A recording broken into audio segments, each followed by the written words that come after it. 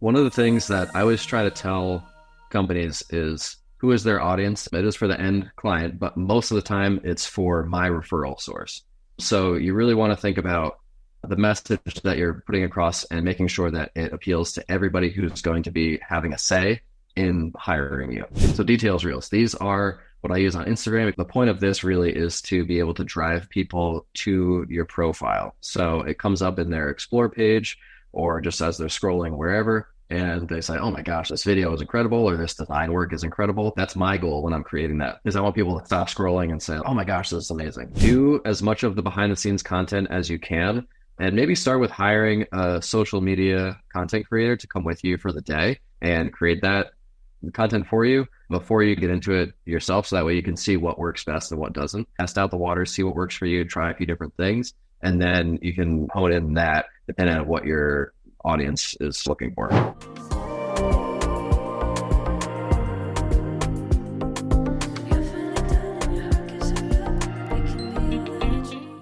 Hi, everyone. Welcome to today's masterclass. It's your girl, Larissa from Team EP & Co. We have luxury cinematographer Kenneth Cooper, who is one of Erica's good friends, and he has done some amazing work for our team. He's the founder of Kenneth Cooper Films, which is an esteemed event videography company specializing in timeless wedding and commercial films. Kenneth has traveled to breathtaking cities and destinations worldwide, creating films that couples would cherish for generations. Now, his company has had the privilege of being featured in some of the most notable publications and broadcasts, such as People Magazine, the New York Times, and to Today Show, just to name a few. And Kenneth also cherishes his roles as a loving husband and a proud father. And with a blend of artistic vision and commitment to excellence, Kenneth brings romance and emotion to life through his passion for filmmaking. We are so lucky to have him join us here today to share his video secrets. Let's give a warm welcome to the amazing Kenneth Cooper. First of all, I just want to say thank you so much to Erica and team for having me along and coming to tell a little bit about my story. So as Larissa said, my company is event and commercial filmmaking. So I do primarily weddings, but I love doing not necessarily just weddings. I'm not like a wedding guy, wedding person. I just love doing really cool shit for events. So I love capturing epic, awesome, amazing things, whether that's in events or in commercial. What I started out doing and what I always continue to love doing is video production. I just want to go over a little bit about my story. So I began filmmaking in high school. So I did a few video classes. We did some skits and had some fun with that stuff and just messed around with my friends and things. And I did also skateboarding videos. So that was my first passion. So I also still skateboard on the side even today. But yeah, so that's like where I started. That's my grassroots. And then I decided to go to college for media arts. I initially thought that having a career in filmmaking would be just more difficult. So then I was thinking of doing graphic design. I did that. The degree is kind of a general media arts degree. And then when I was about 2/3 of the way through that, my wife said, if you don't want to be stuck behind a computer all day doing graphic design, which is like what I didn't want to do, then why don't you just do video production? So I did that and I decided, okay, I'll reach out to some video companies. So there was a presentation given at one of my classes. I think it was a photography class actually. And the guy, he showed some videos of some weddings that he did. And so I just gave my info and I interned for a company. So that was in 2012, but I formally started my first DBA to be able to get more and more work in 2013. So when I first got that job, they noticed that I was really good right off the bat at doing what it was that they wanted me to do for event production. They gave me more and more responsibilities and whatnot, and I eventually grew to be doing the majority of the work. Eventually, I started my own company. And then through that, I slowly worked for a few different studios that were in weddings specifically. There's like probably 3 or 4 of them, and I had pretty much a full-time job doing that. And then I thought, okay, I want to make more money doing this, and I want to do bigger, cooler, more fun stuff. So then I was slowly building my own company. I started taking less and less work from them. And then in 2018, I hired EP & Co. to be able to help me with doing a rebrand. So I had my first iteration of my company I wanted to go for much higher end clients. So Erica helped me. So the branding that I have now is still the branding that her and her team created in 2018, which was 5 years ago. And so from there, her and her team's help, I've been able to really dial in my product and my offerings such that I've been able to get clients from different parts of the world and do a lot of really solid work for a lot of big event companies, big design companies, and be able to help them grow their presence through video production because working with them, they are just more keen to be able to want to hire me for their events and things like that. So it leads us to today, where Erica has asked me to share some tips with you guys. A lot of the tips that I have are things that I've gathered along the way and actually come way before the video. So before even making the video, there's so much prep work that goes into it, so many different questions to ask and things to figure out. From the direction of your brand and your company kind of determines what are the different styles of video that you're going to want to produce. And so I have the 5 points. Those will come a little bit towards the end, but a large portion of this is going to be the beginning and just helping you guys figure out what are the answers to the questions that you need. The majority of the production happens, 90% of it, before you even start. And what type of video content do you want? So we have number one is what I call polished and professional. So most of the videos that you're going to produce are going to fall into either of these two categories. They're going to be super pro. You're going to hire a professional if you're not already one yourself, like me. And I'm lucky, so I can do all my own work and things like that. And I have all the gear here, so it's great. So you either want to have polished and professional content, portfolio pieces, things like that, or the other direction that you want to go is real and raw, more behind the scenes, that just more like candid and frank and not as polished, not too raw, not too real, just enough to be able to give people a little bit of a peek into behind the scenes, behind the curtain, and see how it is that you do your business. So one of the things that you are also going to want to consider is where you're going to have this content. There are so many different types of videos and places to put them. A few things that I always tell my clients to consider are, do you want to do it on social media? So for social media, the three big ones that I have or that my clients use are Instagram, which is obviously humongous, TikTok, also pretty big, and then YouTube, also pretty big. Those are three very different platforms. TikTok and Instagram are more closely related. YouTube is a lot more long form content. So some of these things I'm going to go over will have their place in YouTube, some of them on Instagram, some on TikTok. And then that's just social media. The other consideration that you want to have is for your website. So are you going to do an About Us video? Where are you going to place it? Are you going to have a call to action? Are you producing a video for a series of marketing emails? Are you going to be using video throughout your website? So your video header, or which I'll go into what that is afterwards, but little bits of engaging video throughout your site to keep people's attention, things like that. And one of the other considerations too is an online sponsored ad. So this really is, I was going to say commercials, like broadcast commercials, but I don't even know if anybody watching this has ever been part of a broadcast commercial or seen one in the last few years. So I chose online ads, and online ads are things that you put a few dollars behind. You hire a marketing company, they'll push your ads for you. I'm sure everybody's familiar with the skip ads feature. So you want to be able to get your content down within 5 seconds. You got to have a really catchy line in there. It has to be really nailed down.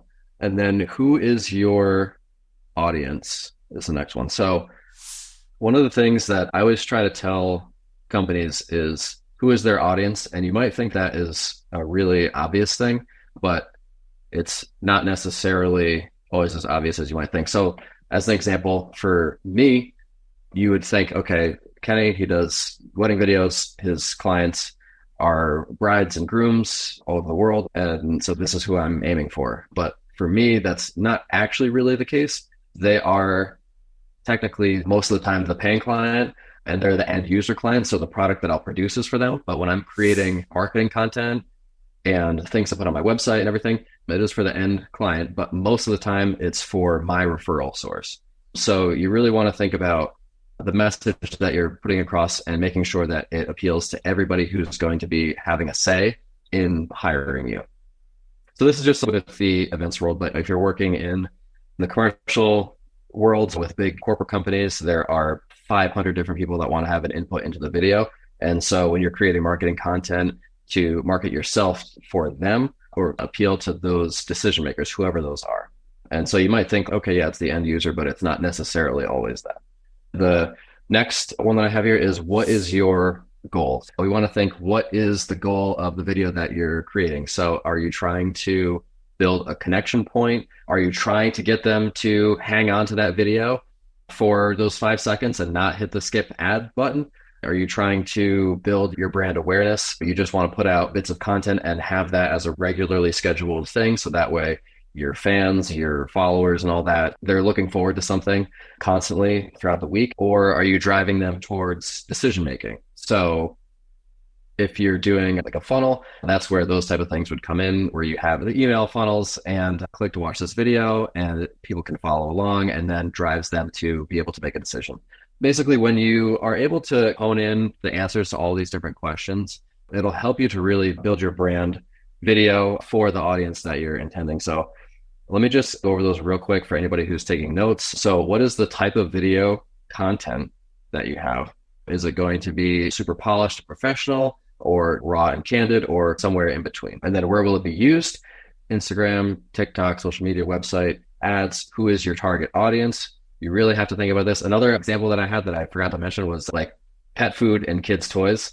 Obviously, it has to appeal to not pets because they don't know. It has to appeal to the final decision maker. It has to appeal to kids. The end product does, but the advertisements and the videos really have to be selling that to parents. So it's just another kind of thing to think about, when you're going through who's your actual target audience. And then what is your goal? Is it leading them to making a decision? Do you want them to be able to reach out to you? Or are you driving them back to your website, a contact form? Or are you just putting out regularly scheduled content to be able to build brand awareness? I don't know if you guys listen to podcasts, but there's like the same 3 ads that roll on every podcast, no matter what type of podcast that you listen to.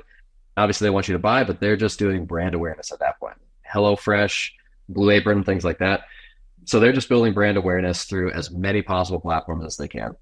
So now we're going to go into the types of videos. I wanted to point out before we go into that, just a few of the unique elements of using video production. So video production is pretty unique in that it encompasses all different aspects of marketing. So you have obviously the visual element.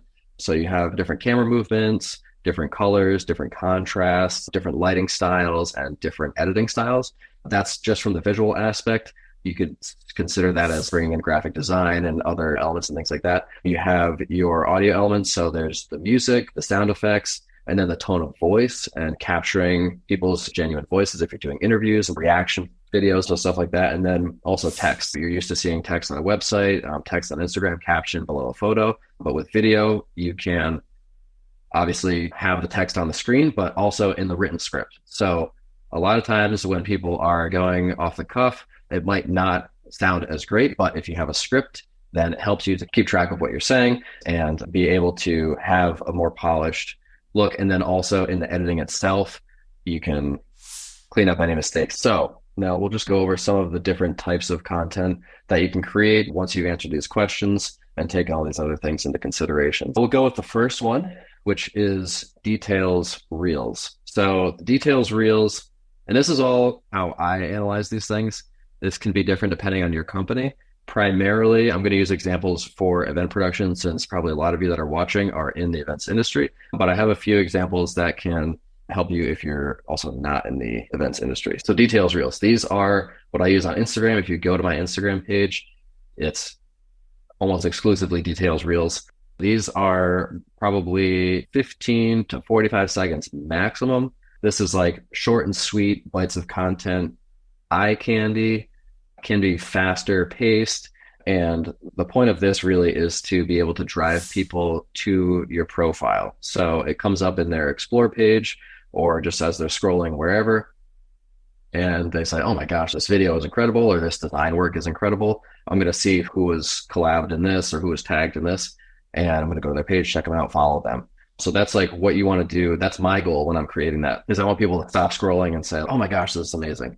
I have gone through and timed out the amount of seconds that I've basically been able to do some rough research in to figure out what's good to keep people's attention. About 1 to 1.5 seconds per clip is what I do, unless it's like a really slow video that the client wants me to do that way.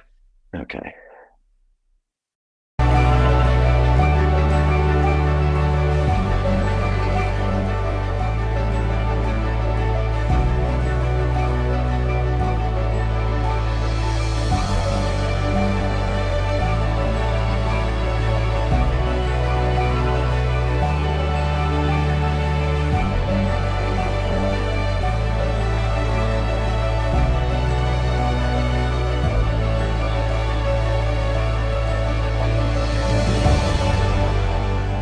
Okay, yeah. So that was awesome.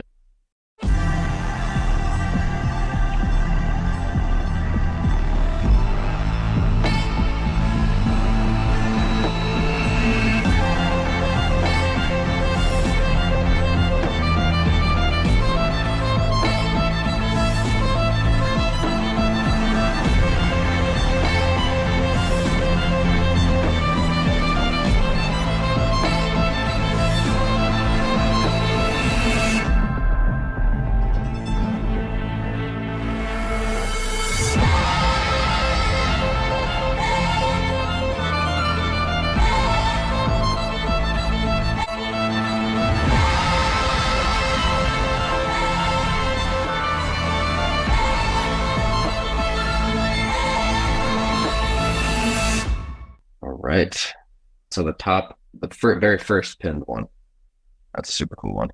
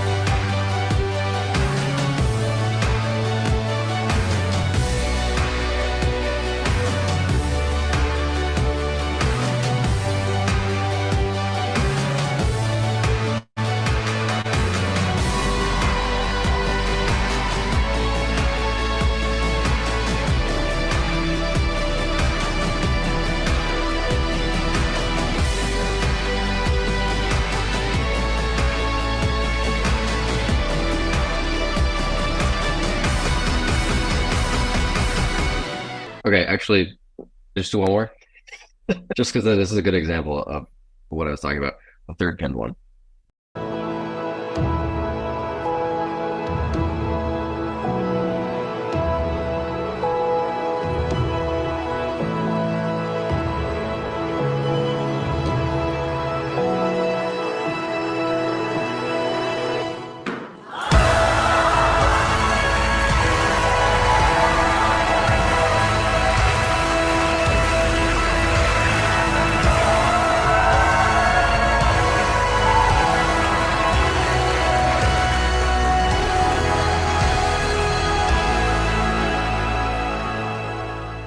All right, that's it for Reels. Okay. So the final one there, the one at the Plaza in New York City, I just wanted to show that one because that is an example of marketing for the couple, but also actually the design company. So that video I put out, I think, within 2 days of the event. And there was a really big push for that one to be out as soon as possible and look really good because the design company that I worked with really wanted to share this as like some of their top end work. And I worked with them and went back and forth and said, okay, this is what I have as an example of the work. You guys take a look at it, take a look at the angles that I captured, things like that. And we went back and forth and figured out what were the best shots to use according to what they wanted. And then also I put the couple in there because obviously I wanted to give them a final product as well, like the couple that hired me, but also I needed to show more couples in my work because at the time I had just a lot of design work in there. So I wanted to make sure that it had a nice ceremony moment, something emotional, also had all the design work in there to be able to show the end user, the couple, that this is what we can produce. And then also my referral source that this is what I can produce as well.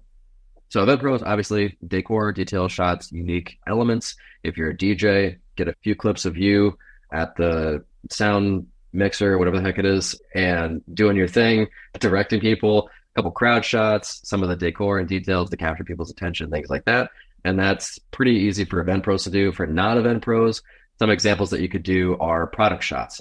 Product shots, fast-paced things, close-ups, wide shots, everything like that. Or if you're in a completely different type of industry, some other service industry, get some quick clips of you just performing whatever service that it is that you do. And then we'll move on to number 2, which is event recaps. Also fall under the what I would consider the polished look. This is the full-length videos from the events that are produced by the film company, videography company, similar to receiving a wedding photo album. Everybody, for the most part, that takes part in an event has the ability to capture this. So I think these are particularly come in handy if you're a design company because it shows all sorts of your design work. So these are essentially 3 to 10 minute mini documentaries of the entire event day that hopefully you can make an appearance in. Or if you want to, I've been a part of this. Some companies do this, some don't.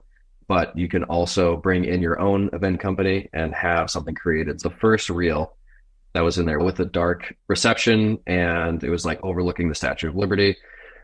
So that was where I was brought in to create a series of Instagram content, just basically these details reels for a couple of the companies that were there, the design company, the planning company. In that instance, they brought somebody in. I've done it a few other times. I've been part of weddings where they've brought those things in too.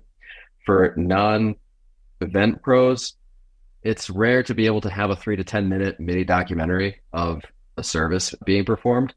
If you can do, that's great. Event production companies really are lucky because the couples hire them and they have them at pretty much every event. If you're not an event pro, it's a little bit more tricky.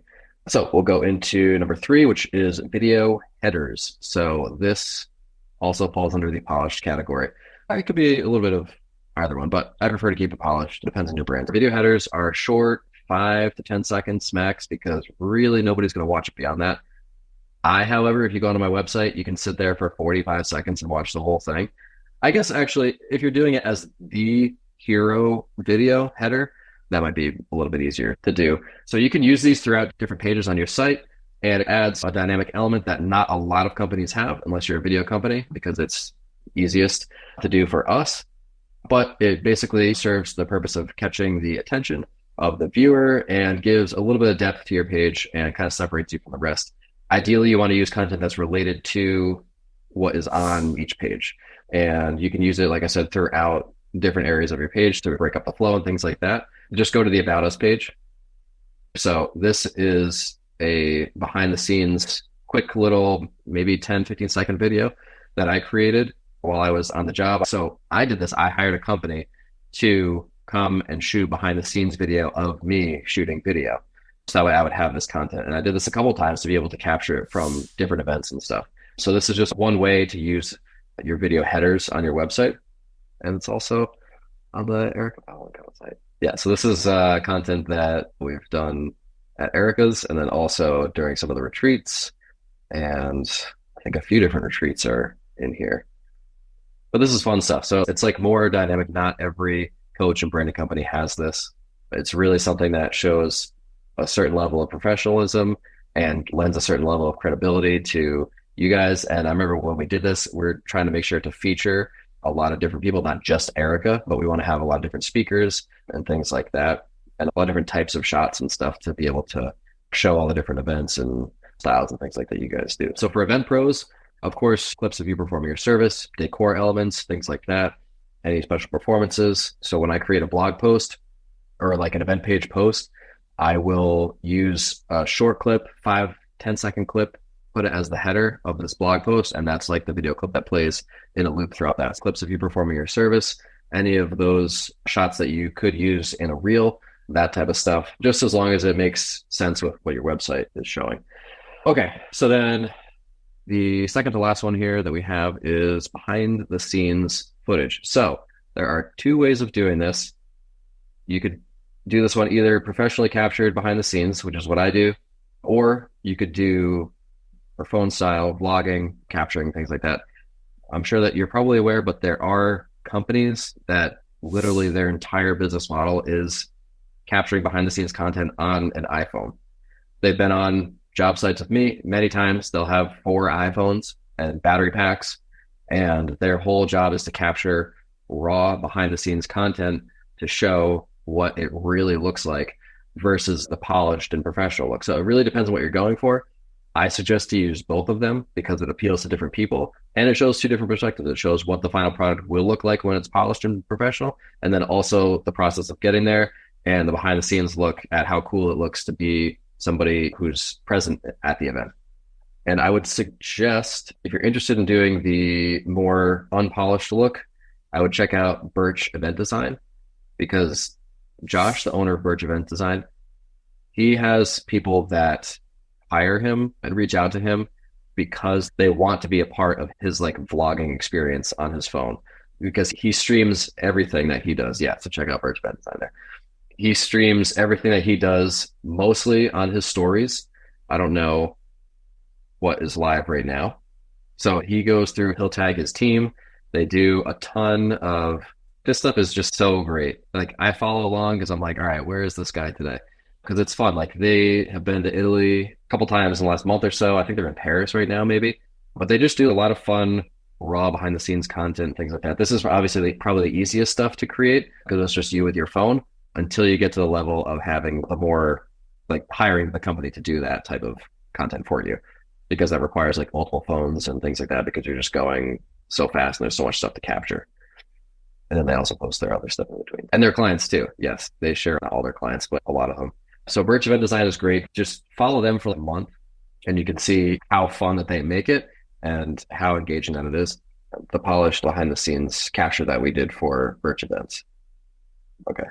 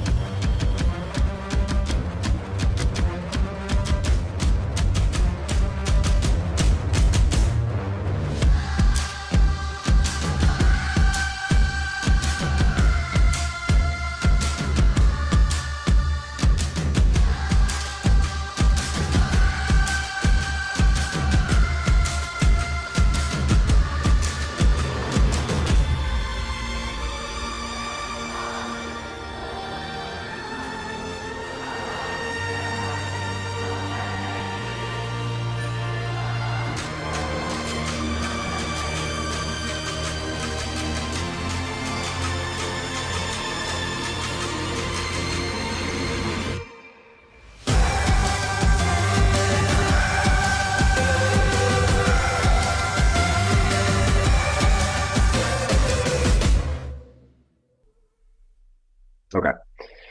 So that was super fun. Cool to see 2 different perspectives from the same company. But you can go on their Instagram, obviously, and check out all the other stuff that they do. Okay. So for event pros, obviously, you can hire a company. You can bring another company in to create this content for you, or you can create it yourself. Non-event pros for behind the scenes content. Something that I think is really cool for all the different things that I check out, products and whatnot, is how we make this. Woodworking stuff, super cool. I enjoy looking at that. Like the process is just so interesting. Interior design, stuff like that. That's really cool. And then whether it's a product or a service, you can apply it there. And then the last one that we'll go over for today before we do some questions and answers is the brand identity film. So the brand identity film is probably the most important one that combines everything. This is the big one. This is your hero film. This is what is going to tell you, possibly change your life. Okay. So I know because I made a really powerful one, which we'll watch in a second. So it was almost too good. Brand identity films, it's entirely polished, but it captures your team, your product, your event, the process, the final details, and most importantly, it tells the story of your company and the reason why you do it. So creating one of these films, you could do it in a day if you wanted to, but it's really helpful to be able to take a few months or basically a few different shoots, just depends on how far spaced out they are. So for me, what I did was I took video clips from different events from, I think, the course of a year or two, and put them all together, different styles of events that I did. And then also I incorporated some of the behind the scenes footage as well, and some of the final product. And then I also created a really powerful script that when I wrote this out, I basically was marketing such that within the first, I think it's like 15, 30 seconds, people knew exactly who I was, what I did, and why I did it. And then I expanded on that from there.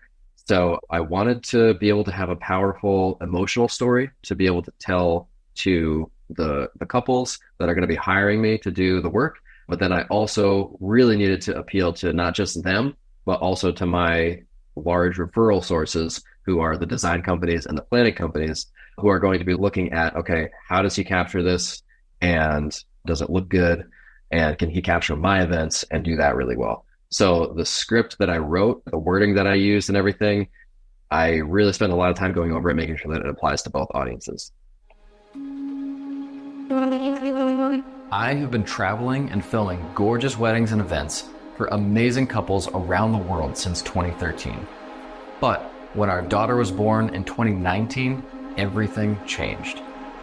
I'm sure it sounds cliche, but I could literally feel the center of my meaning in life shift from myself to her. Just after she was born, I was filming the father-daughter dance at a wedding, and it hit me that this would be us one day.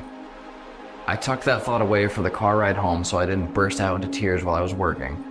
And on the ride home, I heard a song that perfectly described how I felt toward my little girl. I knew that I didn't want to wait for her wedding day. I just had to dance with her that night when I got home.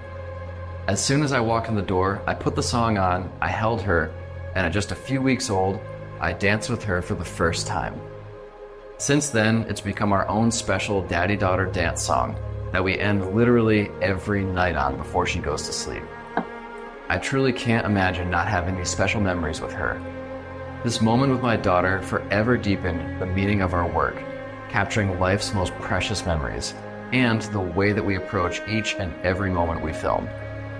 We know the impact that capturing memories on film has for our couples, and we know how hard you've worked to create an absolutely perfect day. Telling your story is what we do best, and one of the most important elements of that includes our signature style and the way we capture your day.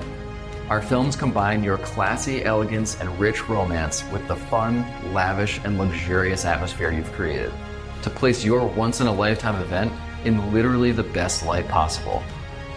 We've created a clean and sophisticated signature style that allows your unique color palette and the details that you've chosen to be preserved exactly the way that you've envisioned them. We want you, your aesthetic, and your story to be the focal point of your film. When you trust us to capture your day, you not only get to see all the beautiful, unique elements and details of your vision finally coming together, but you also get to feel the emotion and the excitement of the story of your day as it unfolds in your wedding film. Wherever your dream wedding destination takes you, we'd love to travel with you. We're looking forward to bringing your story and vision to life, to provide you with a wedding film collection that you're not only going to enjoy displaying in your home, but also sharing with friends and family for generations to come. So message us today. We'd love to hear more about working together to create something absolutely amazing for your upcoming event.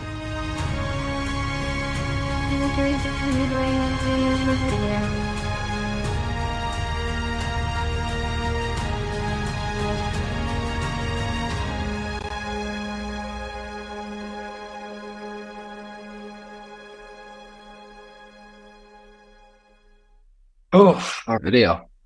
I haven't watched that. I cry every time, dude. I know. I feel like I almost did there too. Now I have to update it though for Gaspian because we have a son. It is due for an update. But anyway, so you can see how that plays off of both a personal, more intimate aspect geared towards the couples, and then also the design company and the planning company who's doing all the design work and going through all the effort and everything that it takes to set up and plan these multiple day events, things like that. And they want to know that you can capture it and that you do enjoy capturing it. That is it for the brand identity film. We'll do a quick recap of some of the key points that we went over. So these are the things that you want to ask before you even turn on your camera. What is the type of video content that you're going to want to produce? Is it going to be polished or raw or the mix of in between? And then where is it going to be used? Are you doing social media? Are you doing web design or website usage or like a sponsored ad or something along those lines? And then like I said, even within social media, Instagram, TikTok, YouTube, those are very different platforms. So you want to make sure that you have the appropriate usage for each platform. And then who is your target audience? We just went over this with my brand identity film. So the couples versus the referral source, who are going to be the key decision makers in being able to book you? And then also, what is your goal? So what are you doing with this video? Is it driving somebody to make a decision? Is it just building brand awareness? And then the 5 types of videos that we just went over. So detailed reels, full event recaps, video headers or video sections of your website, and then behind the scenes content and brand identity films. All right, that's a wrap. Amazing. Thank you so much, Kenny, for coming on and dropping some gold nuggets. I didn't even know there was that much content when it came to video. I'm wondering, for anyone that wants to up-level their brand with video, but might find video to be a little bit intimidating, what kind of advice would you have for beginners who are trying to get to video production? So you could start with doing just the behind the scenes content. This was one of the big questions that came up at PB Live when I did my talk there, because there were a lot of design companies there and they also wanted to know, how do you begin doing any of this? So first of all, it is kind of a lot to get into to really go over what you need to get started. It's very accessible, but there's a little bit of a learning curve to use like the big equipment and stuff. There's a basic starter kit that you could get. What I suggested to people that were there was to do as much of the behind the scenes content as you can, and maybe start with hiring a social media content creator to come with you for the day and create that content for you before you get into it yourself, so that way you can see what works best and what doesn't. One of the things that I found when working with Preston was for TikTok, we found that when he posted a lot of the polished content, like the polished stuff is really good to have. So when people initially show up onto your feed and they check it out, they can see that. But what did really well for him, like insanely well for him, was he posted some behind the scenes clip, just a phone of some decor piece like crashing or something. It just fell over. And he posted that and he was like, here's a behind the scenes look of what really happens. And that just skyrocketed. Like that's his best performing video. And so it really just depends. Take a second and test out the waters, see what works for you, try a few different things. And then you can hone in that depending on what your audience is looking for. With Birch, obviously they do really polished content. Also, they do behind the scenes stuff. People love watching their videos. They tell their story every single day through their Instagram stories. So it just really depends on kind of trial and error and seeing what works for you. That's great to know, because I know we have some entrepreneurs who might not have a team and have to shoot content by themselves. So it might be a little bit tough for some people to shoot and be so overwhelmed. I think having that behind the scenes recommendation and seeing what types of shots you like, what you resonate with, would be really helpful for brand building. So we have a question here from Erica. She's wondering if you can review where to put polished versus real and raw. The way I would do it is I would try to do a mix of both. And it really just depends on your brand. I would say the behind the scenes, more raw content would go somewhere on social media. Things that if you're just trying it out, put it on your stories. That goes away within 24 hours. Everybody forgets about it.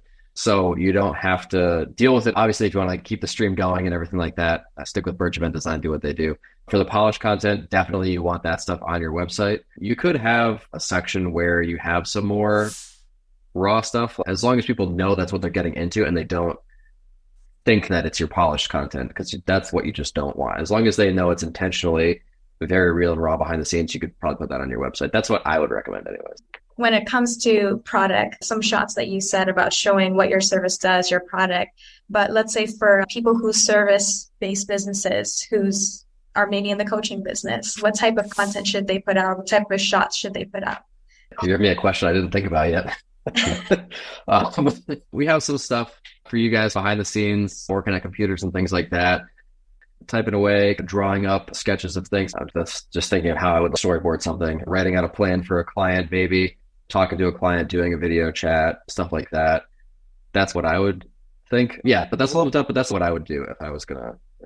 Also, you could put in there brief client testimonials, things like that. If your clients are okay with you recording some of the sessions and things, like maybe using some tidbits of that, realizations from clients and other things. So that's what I would say.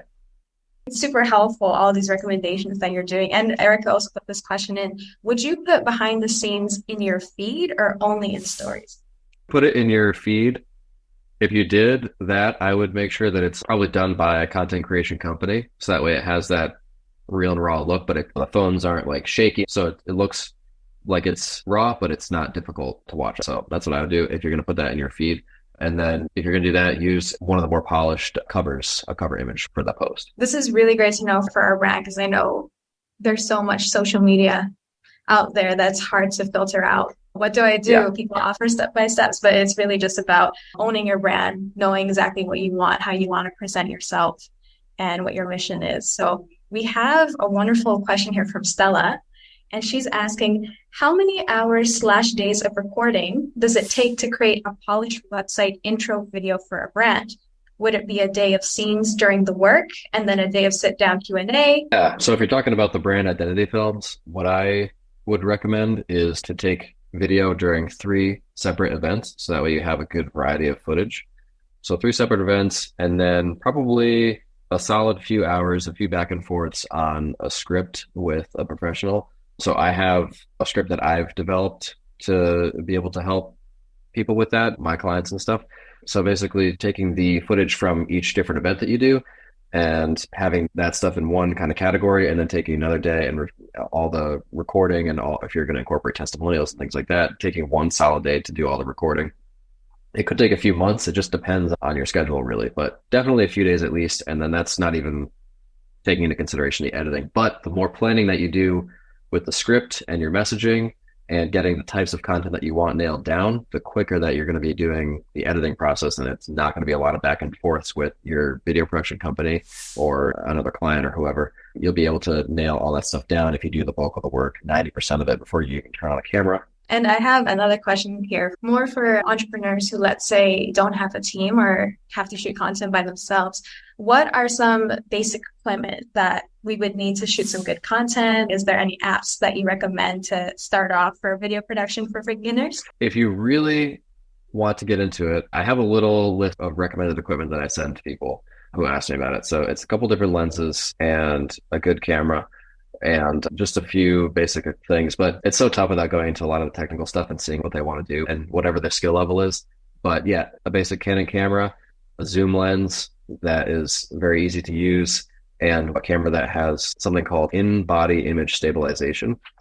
So what that does is if you are going to be hand-holding it and shooting video yourself, it takes out some of the jitters of your hand and smooths those things out, so it helps you to capture smoother video. If you're going to be doing vlog style stuff with another camera, you want to get a really wide angle lens. And there are a ton of different microphones that you can use that are little Bluetooth, I think, where you can attach it to the camera itself and then attach a little mic to your lapel here. And then you can use that and be able to have really good audio. It just depends on what you're doing. But having a nice little kit that has a camera body with in-body image stabilization, a zoom lens that has really wide and really tight zoom, and then also there's just a ton of cheap mic that you can find online, like on Amazon, $20, $30, things that'll just be able to get you started really easily to be able to capture like pretty good content on your own. I just want to say a couple of things, just a few. So to go back to Stella's question about the brand identity film, what I want you guys to think about is that you need 3 things in order to create a brand identity film like that. You need behind the scenes footage. It does need to be polished. Better if it can come from the production company that's actually going to help you create the finalized brand identity film, so it can have one person's name at the end of it, and that person can manage that process and the quality control from start to finish. And then you also need, like Kenny said, the script as well as the capturing of you delivering the script. I've worked with Kenny on our brand identity film and also with several of our clients as well. And so he's really amazing at helping you craft the actual entire script from start to finish. And if you go back and watch his brand identity film, you'll notice there are certain parts of that brand identity film that are face to camera where he's actually speaking. And then there's parts that are behind the B-roll, which is like that additional footage that covers the person's face so they can just deliver what they're saying. And then it goes back to face to camera. Depending on how comfortable someone is on camera, which can vary. When Kenny knows, in the very beginning, when we first started working together, I was very nervous on camera. And it takes some time to get used to it. I'm still nervous on camera for the most part. I think everyone is. It's natural, especially if you have a big camera in your face. But he'll help you. You decide to work with Kenny with something like that. He'll help you decide how much you actually want to be face to camera versus how much you want to read your voiceover and have B-roll cover it. So when you're thinking about adding a brand identity film, which I do want Kenny to just share, he said his was almost too powerful. You do want to just think about all those different elements. And I think if you want to think of, okay, I know I want this. I know I want this in my portfolio. I know I want this on my website and I want to have this asset for my business. Where you want to think of is making sure that you have someone like Kenny to catch the B-roll, which is the video that covers the entire thing. That's what actually takes more time, because that may not be just one event or one project or one thing that he's capturing. If you look at our brand identity film, it's clips from over years of us working together, right? And different things like 5 years, I think. Yeah, 5 years. And we swap out like too, because we work together. He's our exclusive video person. If we do a new thing and then there's new footage, he'll come in and change it out so we can always keep it fresh and up to date. If you want to get started with something like that, Kenny can actually help you. So let's say you have a client that might benefit from having their project or their event shot on camera. He has a partnership program where he can work with your client, so to speak. The client is the one who's bringing him in to shoot the day. But of course, while he's there, he can catch behind the scenes shots of you or just obviously your work, which is really important.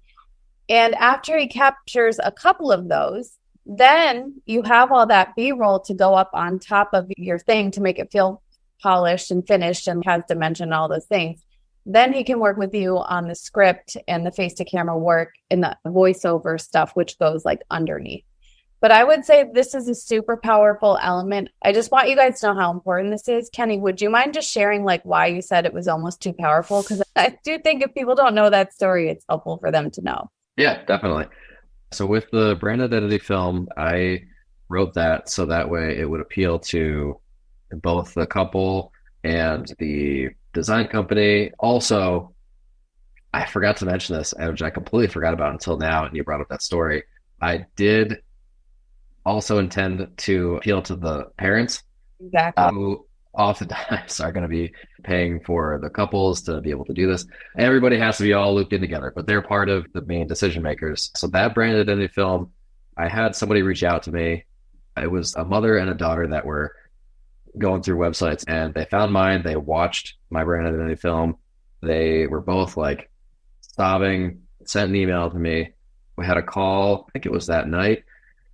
And then basically she signed, and I think the next day we ended up deciding to drive to meet halfway, and she paid me $9,000 in cash like the next day to be able to make sure that she had me booked for her wedding day, because the mom and the daughter were super, super impressed. And it just connected with them so well, me talking about the father-daughter dance and everything. So that really got them, and they were just like, okay, I don't care, whatever it is, we'll hire Kenny to do this.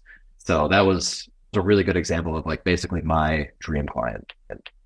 Yeah, and I love that because this is the power of video. Obviously, there's a lot of power in the behind the scenes clips, and this is why Kenny said that video is perhaps the most important video to have, because that's the video that lets people in behind the scenes and lets them see you for who you are and then connect with you as the person, not just the company and not just the work. The type of videos he's talking about for reels and behind the scenes footage and stuff, that's the work. But the you that you can get across so quickly in a brand identity film, so important. So I just wanted to draw a little bit more attention to that. And then I just want to say too, this not overly promoting Kenny, but also I think it's important. If you guys need someone to do your video, and I'm only saying this from my point of view, being like a client of Kenny's, he has stuff that makes it so easy. He has equipment. He has teleprompters. If you're nervous about talking on camera, he can put your whole script right into the screen of his camera. So you're reading through the screen and you can look right into the camera and know what you're saying. And that is so important. So I would just say, when you're thinking about doing something like this, a brand identity film or something that's going to become a core asset of your company, just make sure that somebody has that equipment to help you. You're not just going with the cheapest option, because there's always a cheaper option than anything that we do. But those tools that he's invested in, he has drones. Kenny and I have been walking down a boardwalk. He's walking backwards and he has a stabilizer on his camera. These are things that not everybody has. So just keep that in mind. And then the last thing I wanted to say is, if Kenny's coming in to capture that B-roll that he's eventually going to use, say, in your brand identity film, he also chops up mini clips in order to use them for reels, so that you can get more of that polished content on your actual feed too, and not just have to have behind the scenes stuff in stories, because that's a dimension that I think a lot of people are missing, is either of the process of doing their work, even if you're not in the event industry. Let's say you're a service provider and you're designing a home, or you're a realtor and you're selling a home, any of these things. It's so important, because we do social media management for realtors, to have polished and professional videos that you can use on your feed too, and not just your stories. So I would say all of that Kenny shared is so important, to think of all the different ways that you can use video to add more dimensions into the type of stuff that you're showing on your content. But consider it, like, think of it, sit down, journal about it. Think about, okay, where am I missing some dimensions that I can add to my either marketing or to my website? What types of video that Kenny talked about will work for me? Looks like Nikki just posted a question. She said, I'm wondering, what do you do when you have a really strong brand identity film, but people still want more footage, like they want more live material? Is there a good way to get polished content while performing? That's an excellent question. Oh, yeah. Yeah, it depends. So if you're talking about like performing, actually, we did this for somebody. We had a few different cameras set up to record them live. So you could either do this in a studio setting, like a big studio, record everything live so people can see how you play, have a basic 3-camera setup and have each angle, and then also have somebody going around getting kind of those details, shots, close-ups and everything for landing about 10 seconds each, different angles and stuff like that. So you could do that in a studio setting, or you could just do it live, as long as you have the permission of everybody involved, and capture it live. Still do that same 3-camera setup. If you wanted to, probably get away with 2 cameras, because live stuff is a lot of times like really tight and everything. You don't want to have these big mega setups, but that's what I would recommend, doing 2 to 3 camera setups, record the whole thing, and then have somebody go around and shoot content all around as you're playing. When Kenny's recording live, you guys have to think of not just the video, but the audio, because that's also part of what he does. He might have on a person and a mic in front of a speaker. So just keep in mind that he's going to know where those mics need to be in order to capture the sound and not just the video part. Yeah, that's a good one, because you don't want to do a song live and then have to redo it, because that audio will not line up and it will not sound good. It will not be the same. I wanted to say, so you're asking about doing it on mobile. You could just do one shot live mobile. Either way, you're going to want to have at least 2 angles to really do it. But I guess it could be done. But you could do that, and then you'll have your live setup. So when people are asking for the big live broadcast, you use that. And then in your brand identity film, you use more up-close eye candy shots that are different band members and instruments and stuff like that. I'm going to add one more thing onto that, is maybe to do a filming day. So when you guys are asking you guys are asking, how do I get my clients to see me and how I can perform? That's the question you're actually asking, is how can my clients see me or see more of me and my skill and talent and what I want to share? And so coming at it from a sales angle, sometimes it's hard to shoot the live experience and get the best possible quality video out of it. Of course, Kenny can do it. It's going to be really hard for you to do it yourself with a phone or two, because there's so much that goes into that, not just the video and the visuals, but also the audio, like I was mentioning. And then Kenny said you have to sync up the video and the audio.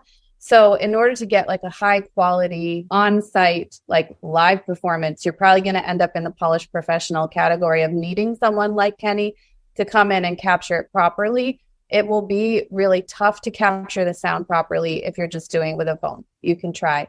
But I would say if you want more content and to be able to show yourself in action, you could do something like talk to Kenny about coming in and doing a couple hour filming session. But think about that. How can you batch create content if you can bring in a video partner, if you can bring in someone to be with you on site in the moment, maybe you can shoot more studio footage that might end up being chopped up and put onto your Instagrams. Maybe you dedicate a day to that. You get a couple outfit changes going that in advance. You storyboard it out, which outfit goes with which song or whatever it is that you're trying to perform, and realize that people are really looking for about 30 seconds to a minute per clip.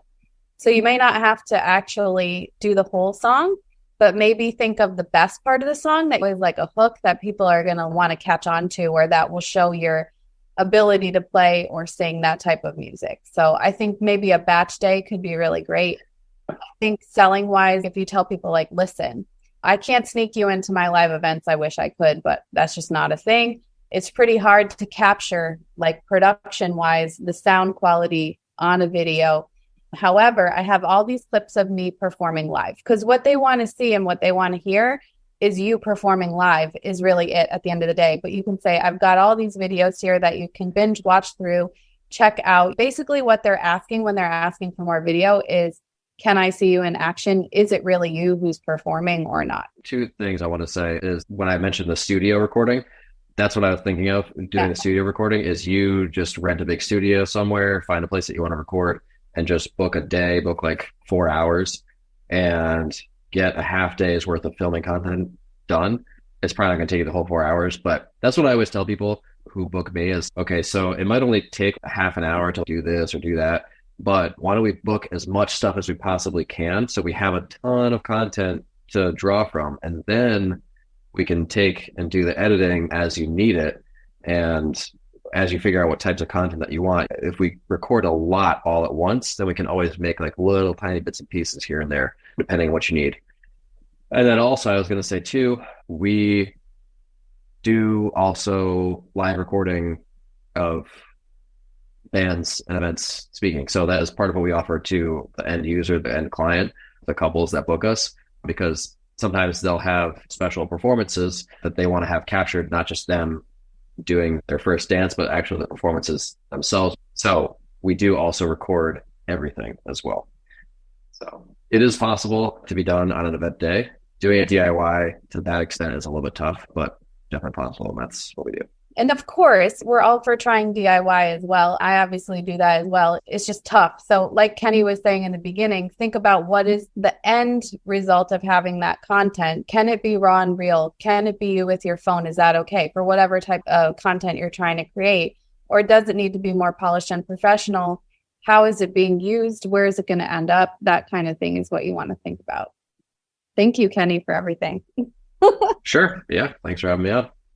Awesome. Did anybody want to add anything, Larissa? I just want to appreciate you, Kenny, for coming on today. You have a lot of gold in the community that's definitely going to be unforgettable. So thank you so much for coming on. And guys, if you have any further questions, drop them in the comments.